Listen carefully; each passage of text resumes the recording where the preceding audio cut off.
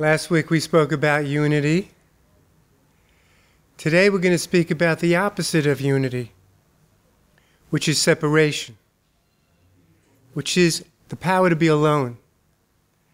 They're really two sides of the same power. We need both.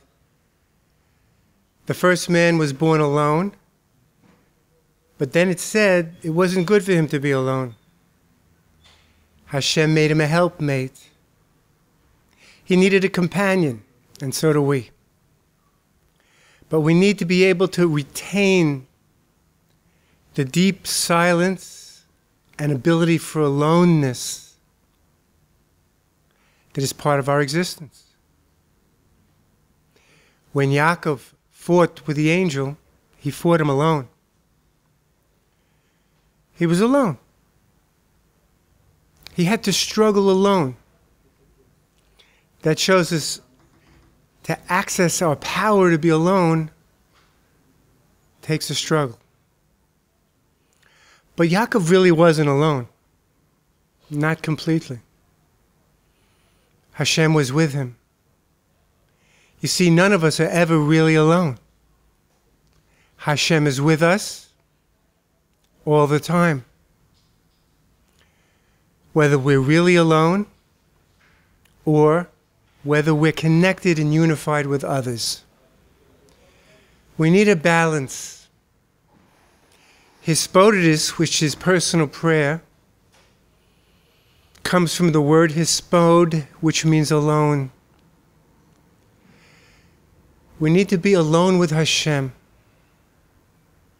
Hashem is our primary relationship. The deepest part of you, nobody will ever know. The deep inner solitude, the place of your perfect uniqueness. You can't describe it in words. You can't tell people about it. Even your closest family members will never know that part of you. Even you can never completely know it. You're unique in two ways.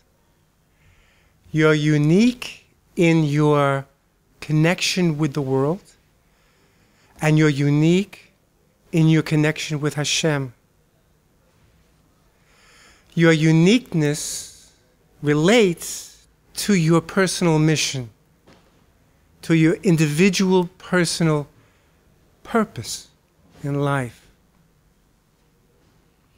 You need to be alone to be able to make contact with your uniqueness, with your emunah, with your neshama. You need to be alone to be able to make contact with your purpose, your mission in life. We need to be alone for other things too. We need to be alone to daven, to pray, and we need to be alone to make a cheshbon, to make our own personal accounting of how we're doing in our lives, what we need to improve on, to take an accounting of how we are in relation to our goals. But being alone isn't just being relaxed. Being relaxed, having serenity, is a whole different thing. We need to have the kind of solitude where we can really reveal and access this power that we all have from the first man. This power of solitude that's in our souls.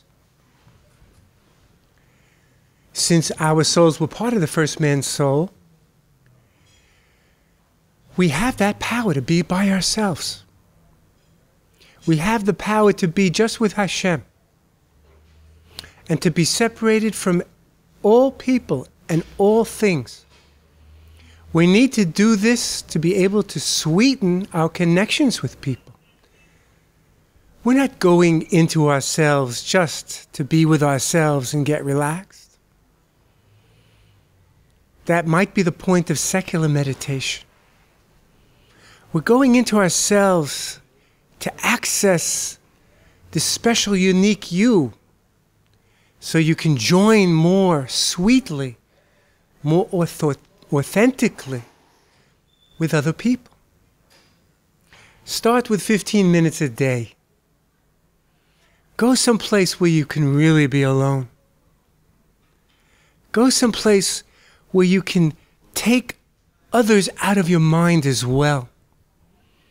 And just think about you. Just be with you. And just be with Hashem. Make a list of the things that you enjoy doing alone. Pleasurable things that you enjoy. Maybe you like listening to music. Maybe you like slowly folding laundry by yourself.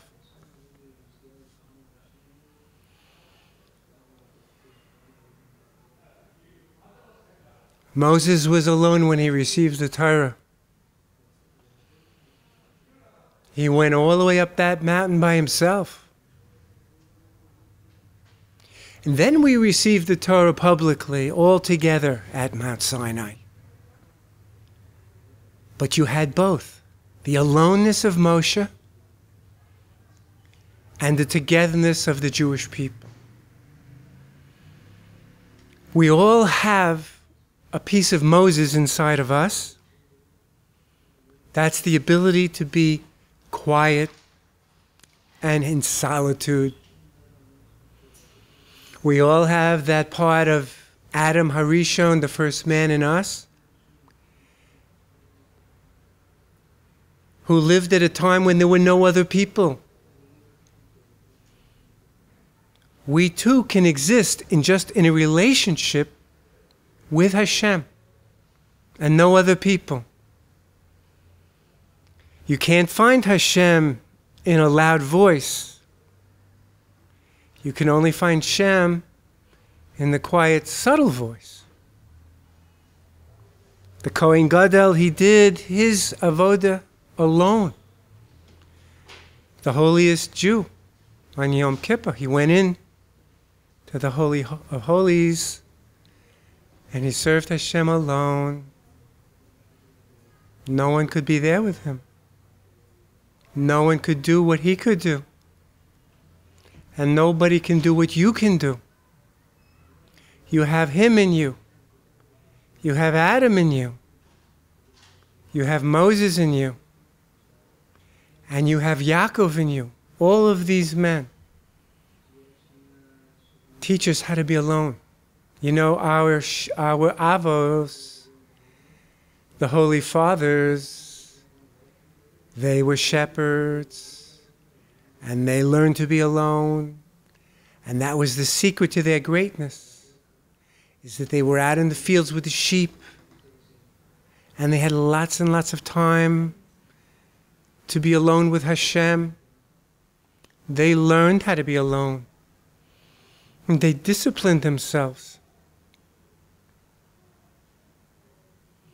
And in some ways it was easier for them than it is for us in the 21st century. Because they didn't have all the materialism pulling at them.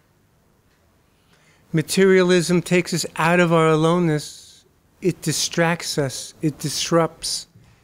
It interferes with the ability to get deeper into ourselves. A person can start to contact that special part inside himself, and then the phone rings, or he gets an email, or he decides to eat something then. It's not bad. It's not a bad thing at all. It's just an interference.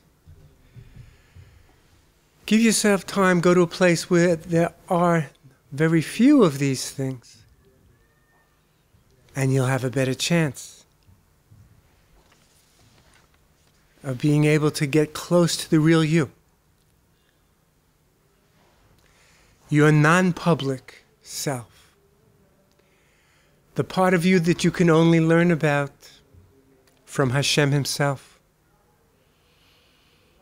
Only Hashem can teach you about this deep place inside of you where you can let go of the world because you know that the world is just temporary.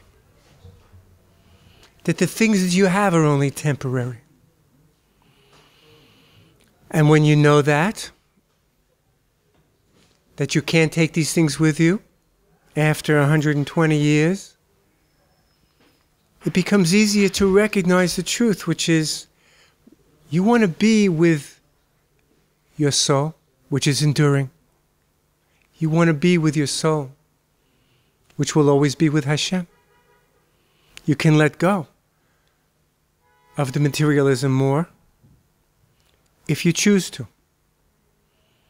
So think to yourself now, how much time are you willing to take for yourself to find your own inner solitude? How much time every day are you willing to allot to going to some quiet place inside yourself? A place where you can hear the quiet, subtle sound, the quiet, subtle voice of the Creator speaking to you alone, as He does in His own unique way to you and no one else. How much time a day are you willing to take to make contact with that inner solitude, that inner peace within you, and to speak to Hashem in your own way, to speak to Hashem in a unique way that only you can do? How much time a day? The choice is up to us. Hashem is waiting. Hashem is eagerly waiting. Sometimes people feel very alone. They feel bereft. People feel abandoned or rejected. People incur a real loss of relationship, or a real loss of some type of asset. What is this feeling of being bereft? What is this feeling of rejection and abandonment? It's an opportunity to get closer to Hashem. It's an opportunity to realize the real connection. Hashem wants you to know that you can have a permanent connection with Him. Hashem wants you to know this. So He gives you opportunities. If a person feels rejected by another person, ask yourself, am I alone now? And then the answer comes, no, I'm not alone. Hashem's here with me. Hashem's connected with me. Hashem wants to hear your voice. That's the truth. So everything is an opportunity. Silence worked for the Avos, for our fathers, the founding fathers of Judaism. And it can work for you. You can get away from the materialism. And you can repeat this over and over. You can listen to this recording. You can repeat it over and over again. You can allow the recording to go into you, to have an impact on you.